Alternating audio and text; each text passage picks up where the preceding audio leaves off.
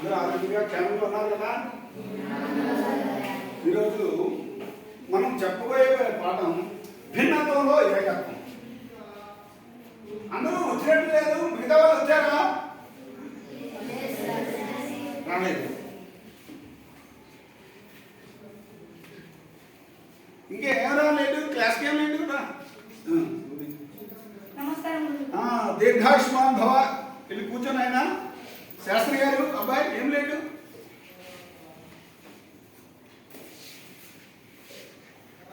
అలీ ఖాన్ నీకు కూడా లేటేనా? శుక్రియా శుక్రియా. కూర్చో బయట బయట బయట.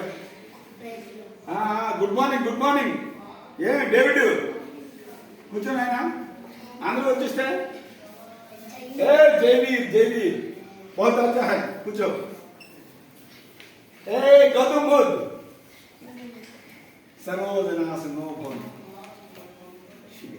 కూర్చోనైనా ఇప్పుడు పిల్లలు నిన్న మనం సాయంత్రం అయిపోయింది, మిగతా పాఠం చెప్పుకుందాం అనుకున్నాం. ఈరోజు మొదలెడతాం. భిన్నత్వంలో ఏకత్వం. సర్వమత సౌభ్రతత్వమే ప్రతి బడిలోనూ ఉంటుంది. మీకు తెలుసా లేదే కానీ సర్వమత సౌభ్రతత్వం అంటే మన పాఠశాలలో కూడా అన్ని మతాల వారు కూడా మన పాఠశాలలో చదువుతున్నారు. బౌద్ధ మతాన్ని స్వీకరించవచ్చు, ఇంకోరు జైన్ మతాన్ని, ఇంకోరు సిక్కు మతాన్ని. ఇలా అన్ని మతాలు తెలిసిందే మన భారతదేశం. ఈ గొప్పతనం మరే దేశానికి లేదు. అందుకే మన భారతదేశాన్ని భిన్నత్వంలో ఏకత్వం అంటారు. ఒకే చెట్టు ఎన్నో ఆకులు, భిన్నత్వంలో ఏకత్వమే మన భారతదేశం. అందుకు ఉదాహరణకు ఏమయ్యా సుబ్రహ్మణ్య శాస్త్రి గారు, మీరు ఒకసారి లెక్కయ్యా రావయ్యా. ఈయన హిందువు, ఈయన హిందువు. ఆయన అన్ని మతాల వారు మనం బడిలో చదువుతున్నారు కాబట్టి ఈయన హిందువు. ఆలీ ఖాన్, నా మిత్రుడు ఆలీ ఖాన్ అబ్బాయి కూడా ఇక్కడే చదువుతున్నాడు. ఖాన్ ఈయన ముస్లిం అబ్బాయి, ఈయన కూడా మన బడిలో చదువుతున్నారు. అలాగే డేవిడ్ గారి అబ్బాయి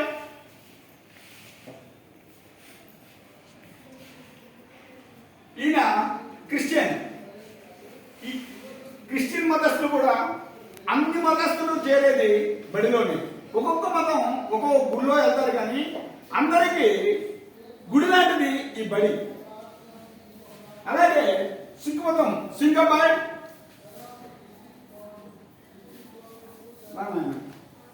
కొద్ది సర్దుకున్నాయన. ఇలాగే ఒక బౌద్ధ భిక్షువు. ఎవరు ఏ గ్రంథాలు చదివినా, ఎవరు ఏ మతం ఆచరించినా, ఎవరు ఏ దేవుడికి మొక్కినా అన్ని మతాల వారికి బడి ఒక గుడి లాంటిది. ఇదే మన విద్యాలయమే మనకు దేవాలయం. అలాగే ఒక జైన్ మతస్థుడు. ఇన్ని మతాల వారు సరిపించాయా? ఓంకారాన్ని సరిపించు, ఓంకారాన్ని సరిపడుతుంది. దీన్నే అంటారు నాయన భిన్నత్వంలో ఏకత్వం. అంటే ఒక చెట్టు ఉందనుకో, దానికి అన్ని కొమ్మలు ఉంటాయి, కానీ దాని కాండం భూమిలో ఉంటుంది. అంటే భిన్నత్వంలో ఏకత్వంగా చెట్టు కలిసి ఉంటుందా? అన్ని కలిస్తే ఒక చెట్టు అయితే. అలాగే మన భారతదేశంలో ఇన్ని మతాల వారు ఉన్నారు. ఏ ఏ మతాలు చెప్పండి? హిందూ, ముస్లిం, క్రైస్తవ, సిక్కు, బౌద్ధ, జైను. ఇవే కాక మనకి తెలియనివి ఇంకా లేనివి ఎందరెందరో ఉన్నారు. వాళ్ళందరికీ మా భారతదేశం తరపున, మా ఆంధ్రప్రదేశ్ తరపున మేము సౌనీయంగా మా భారత మాతను కొలుచుకుంటూ అందరూ ఒకేసారి వందే మాతరం, వందే